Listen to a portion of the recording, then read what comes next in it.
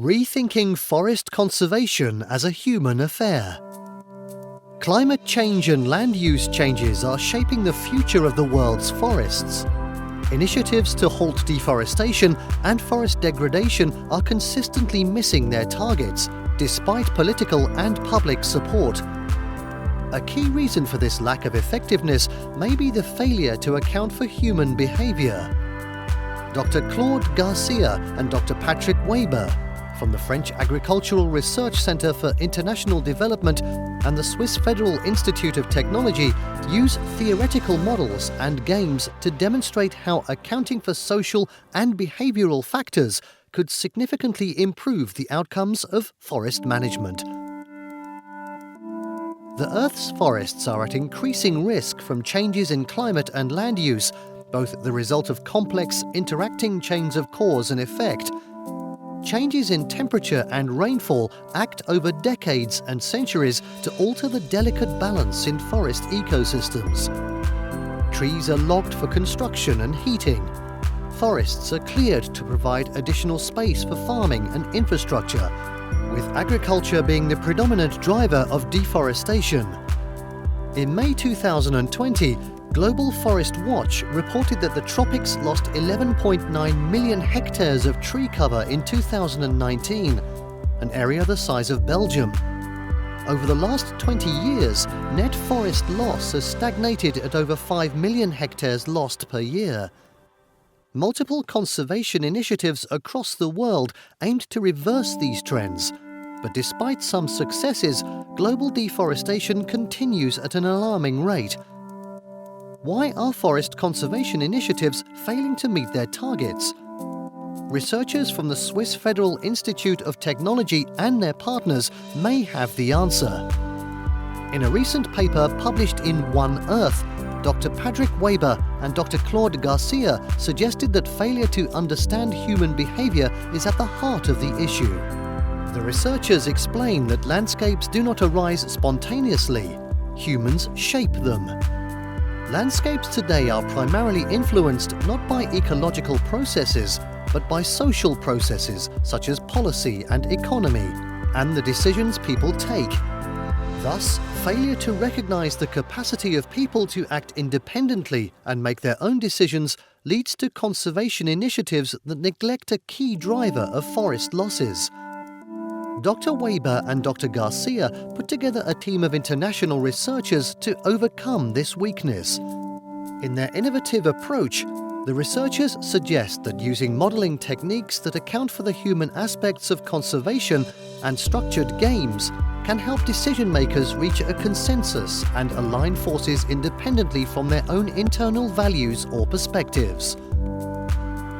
Examining past forest transitions, which describe the shift from a shrinking to an expanding forest, along with the broader social context that influence landscapes, can give scientists clues about how to improve forest conservation initiatives. Halting deforestation can only slow down and stop the loss, but restoration efforts are needed to regain forest cover. How do transitions happen? The theory says that innovations take place within small groups, where experimentation with novel technologies, practices and policies leads to more environmentally friendly practices. Some of these innovations offer opportunities to alter the rules and routines of the broader regime as they mature and become more cost-effective. An excellent example illustrating this process is the move towards hybrid and electric vehicles. Eventually, better practices and technologies replace the older ones. Both systems and people can be resistant to change, especially where new innovations are more expensive than the conventional alternatives. The social context is shaped by the political, social and economic trends and the values and conventions within society. Although pressure from the public can produce opportunities for shifts in industry practices at this level, conflicting values and opinions within society can undermine efforts for improvements.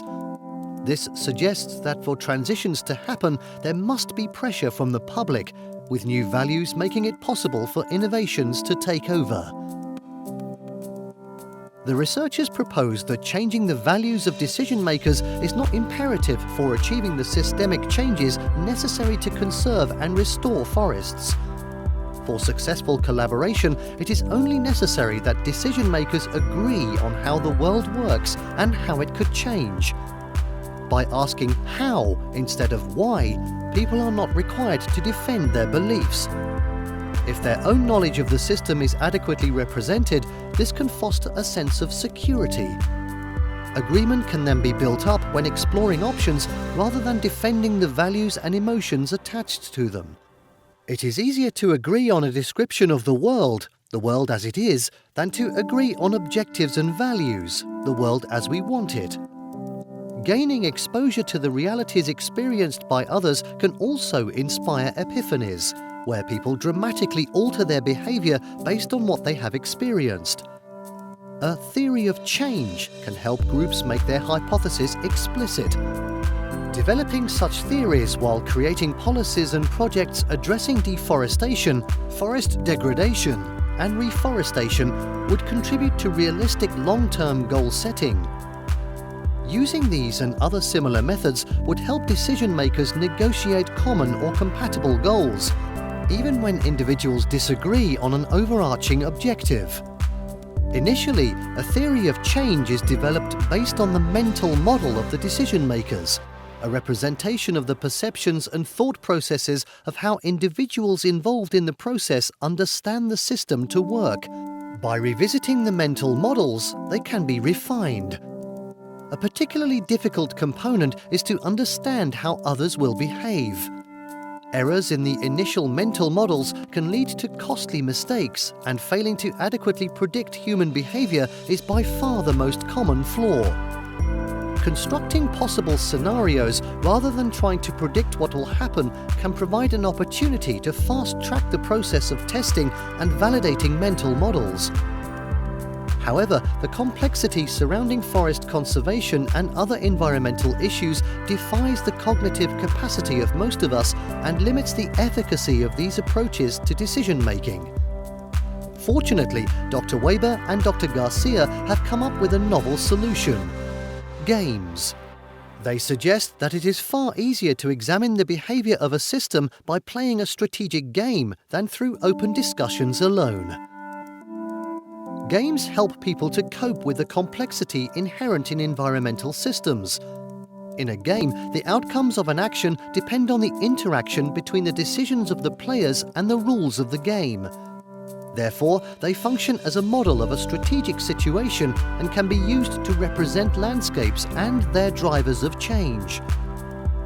Games developed through participatory processes represent all the crucial actors, resources, processes, and the ecological, social, economic, and political interactions relevant to discussions about environmental initiatives. Players respond to challenges set by the game by thinking strategically and pitching their ideas to other participants, allowing them to explore the success of their strategies and alternative futures in a low-risk environment. They become part of the model, and because they are humans making decisions, they bring the best possible representation of human behavior into the model. These games have brains inside. Dr. Garcia and Dr. Waeber suggest that the insights decision makers gain by playing these games can then be translated into a refined theory of change and subsequently as actual policy propositions. With the apparent ineffectiveness of previous initiatives to halt deforestation and restore forest cover, the novel approach of games may be exactly what is needed to improve forest conservation outcomes. Now we just need to convince decision makers to play them. This SciPod is a summary of the paper The Global Forest Transition as a Human Affair from One Earth. Website https://doi.org/10.1016/j.1ear.2020.05.002. For further information, you can connect with Patrick Waeber at patrick.waeber, that's Waeber, at usys.ethz.ch, or Claude Garcia at claude.garcia, that's CLAUDE. Garcia at cirad.fr, that's CIRAD.fr.